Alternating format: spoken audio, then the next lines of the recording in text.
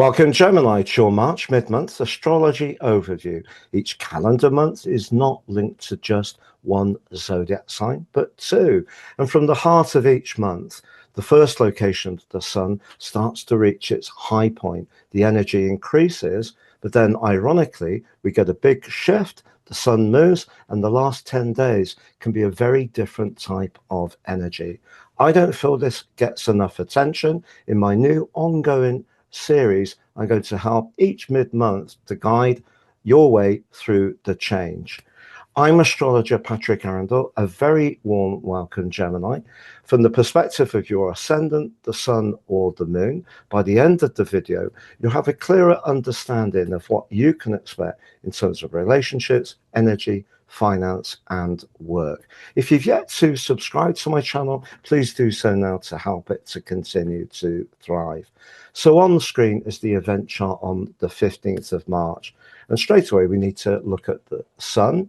So the sun is in Pisces, which is watery. It's mutable like you, so it can shift, it can flex, but it's in the last 10 degrees of the sign of Pisces, sub-ruled by Mars. So it has perception and also thrust. But your ruler Mercury is in this part of your chart too, and is in retrograde.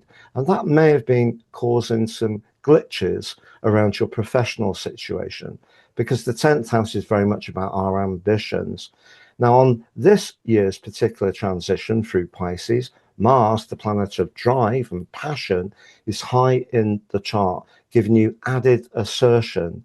But also it's in a very strong link with the North Node, very karmic pull, and very close to Mercury too. So there could be something around the 15th that does ignite you a little bit. It could even be a little bit triggering if you encounter someone who you don't feel is very fair. And the fairness energy of this chart comes from the collective in the sign of Aries. Have the planet of relating, the planet of money, has moved on from its conjunction with Neptune and Saturn, but over the next couple of years, you're going to become much more mindful of your friendships and your long-term plan. But this collective here, initially, very much about your role in the world, your ambitions and your goals. If you have encountered some snags and frustrations, understandable.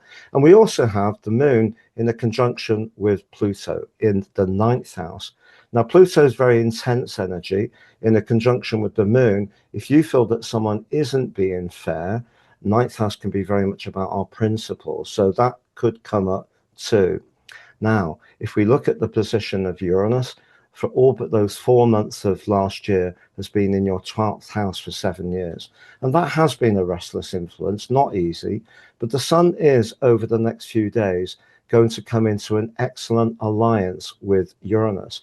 So anything to do with your past experience that could be in some ways repackaged using the ambition of the sun, but also the genius of Uranus, but bringing it up from the depths. So it could be an old experience, knowledge, it may be an old business contact, but over this week, whilst the sun's going through its last degrees through the sign of Pisces, there may be something that you come up with that is absolutely blindingly brilliant, but it could come up at the speed of light. So let's take you through to the 20th. Then we have the spring equinox. The sun moves for you to the part of your chart to do with friendship, your long-term plan. And for the first time in 150 years, meets with Neptune in Aries, and for about 28 years with Saturn. So we're going to find in the few days as the sun moves forwards that you will get very serious about that long-term plan or some of the people in your network. But Mercury, your ruler, is going to come out of its retrograde on the 20th, just not at the time the sun moves into Aries. Now, of course, the sun in Aries is very much about initiation. And for you in the 11th house, it can be to do with your contacts. So that's very exciting. Also, Jupiter, which had been in retrograde through to the 11th, is in a fabulous link to Mars. So this is a chart which suggests your determination and drive can bring you financial rewards or a breakthrough around your professional situation. But particularly if you've got a clear long-term plan and a good network of allies to work that plan through. Also, the sun, although emergent into Aries, is still in contact with Uranus in the way I mentioned just now. So doing things differently or fresh, even if it does mean digging into the depths of your energy resources, can work out fabulously well for you. Now, in terms of recapping this around finance, obviously the second house can be very much to do with money. And the fact that Jupiter is going forwards now, right through to the end of June in this part of your chart, is a very good portent. If you've yet to watch your Jupiter Direct deep dive video, please click on the video at the end and you can watch that. But also, I feel that Mercury going direct, if you have had some frustrations or delays, or something had to be revisited and reset, as long as the people around you and the plan works for you, this is looking very hopeful indeed. What about romance? Well, the more sensual side of a relationship could emerge, but I think because of that 10th house energy, which has been to the fore, if there has been someone that you're drawn to, and it has been through your professional situation, wouldn't be a surprise. But if you want to ignite that part of your chart and you're not seeing someone, definitely now the sun is in Aries. It is about going out more, interacting more. That's going to be critical.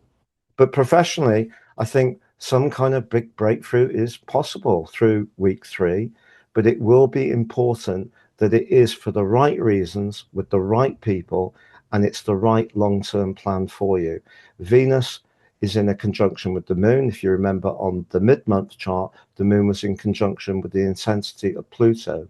Now, that link with Venus suggests if you have got some people that you haven't seen recently, because you have been so busy with those professional or worldly demands, there's a great chance to get together with the people who are really meaningful in your world.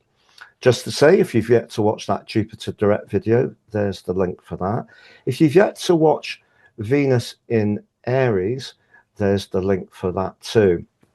Now you can sign up for your free daily horoscope fired to your device each morning by clicking on the link below. I've written them for many years. I'm not sure that many people who are YouTube astrologers write them.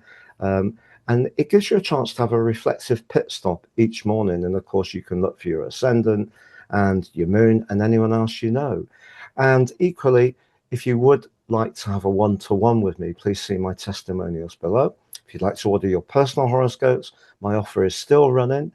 They're very good value, very accurate, totally unique for each person they're produced for. A total of 50% off by using the code ASTRO26 at the checkout, or DRACO26 if you order the Draconic, Soul, Karmic based versions. All the best, Gemini, and goodbye.